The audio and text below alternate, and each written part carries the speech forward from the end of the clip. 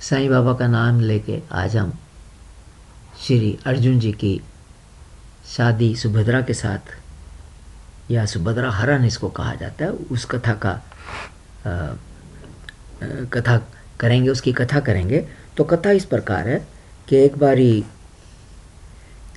बलराम जी ने अपनी बहन सुभद्रा की शादी के लिए दुर्योधन के बारे में सोचा कि वो शादी दुर्योधन से करना चाहते थे। ऐसा उन्होंने सोचा कि हम सुभद्रा की शादी दुर्योधन से कर दें। अब ये बात श्री कृष्ण को पसंद नहीं थी और इस बात का जब पता अर्जुन को चला तो उसने सोचा कि सुभद्रा के साथ अर्जुन की ही उसकी अपनी ही शादी होनी चाहिए। अर्थात अर्जुन चाहता था कि उसकी शादी सुभद्रा से, और उसका कारण यह था कि उसने सुभद्रा की सुंदरता के बारे में, उसके गुणों के बारे में ये सब सुन रखा था। उधर सुभद्रा ने भी अर्जुन के बारे में सुन रखा था कि बड़ा सदाचारी है, बड़ा बलशाली, बहुत बढ़िया, दुनिया का, विश्व का सबसे बड़ा धनुर्धर। तो ये सब बातें उसने सुन रखी थी और वो भी मन ही मन चाहती थी कि मेरी शादी अर्जुन के साथ ही हो। असल में उसने मन में ये विचार पक्का कर रखा था कि वो शादी करेगी तो अर्जुन के साथ ही करेगी, लेकिन उनके भाई बलराम जी की ये इच्छा थी कि उसकी शादी दुर्योधन के साथ हो। अब जब ये बात थी तो अर्जुन ने सोचा कि अब उसको कुछ करना पड़ेगा। तो ये सोचकर उसने ब्राह्मण का वेश धरा और वो ऐसा करके वहाँ पर आ गए और वो चतुर्मास के महीने में आए।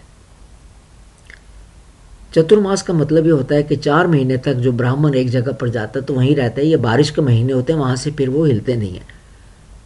अब जब ब्राह्मण के वेश में अर्जुन चतुर्मास पर उधर रहने के लिए आए तो ये बात का बलराम जी को पता चला और उन्होंने कहा कि ब्राह्मण को मंदिर में नहीं रहना चाहिए, उस इधर उधर नहीं भटकना चाहिए, उसको हम अपने घर में रखेंगे। और वो ब्राह्मण के वेश में अर्जुन को अपने महल में ले आए।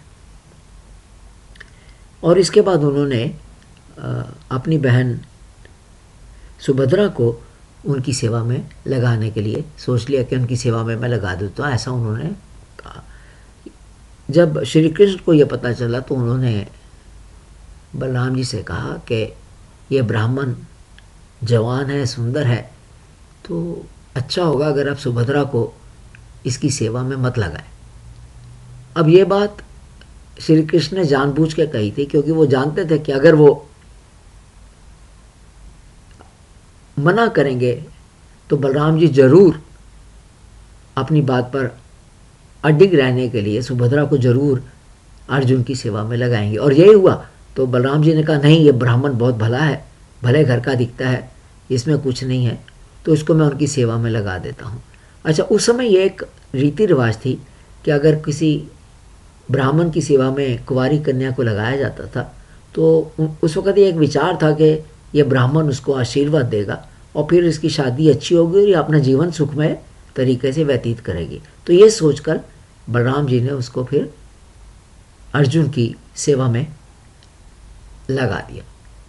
अब जल्दी जब वो सेवा में सुभद्रा लगी, खाना लेकर जा रही है, पानी लेकर जा रही है, इस प्रकार, तब जल्दी उसको पता चल गया कि ये ब्राह्मण नहीं है, ये तो स्वयं अर्जुन ही है। तो वो बहुत खुश हुई और फिर दोनों में मेल मिलाप बढ़ने लगा। एक दिन फिर अर्जुन ने कहा कि मैं तुम्हें यहाँ से हार के ले जाता हूँ क्योंकि यहाँ रहने से ये तुम्हारी शादी दुर्योधन के साथ ना कर दे। तो फिर अर्जुन ने एक दिन वही किया और उसने आज्ञा ले ली देवकी की, वसुदेव जी की और स्वयं कृष्ण की आज्ञा लेकर वो उनको एक दिन मौका देकर अपने साथ सुभद्रा को हर के ले गए। अब इस बात का जब बलराम जी को पता चला तो उन्हें बहुत गुस्सा आया और वो कहने लगे कि इस दुष्ट को मैं ज़रूर सजा दूंगा, इसकी इतनी हिम्मत कैसे हुई कि ये हमारी बहन को इस प्रकार हार के ले जाए। तब बलराम जी को सबने समझाया और कहा कि अर्जुन में बुराई कुछ नहीं है, वो सर्वश्रेष्ठ धनुर्धर है तथा आपकी पिता के बहन का बेटा है, तो उसमें कुछ खराबी नहीं है। आप अगर वो दोनों एक दूसरे को चाहते हैं तो उनकी शादी कर देनी चाहिए। तो फिर ये जब समझाने पर, जब उसको सबने समझाया, देवकी ने, वसुदेव जी ने, सबने समझाया, तो ये सब समझ कर वो मान गया शादी के लिए। और फिर उसने अपनी बहन को बहुत सा दहेज वगैरह देकर उससे शादी की। तो इस पर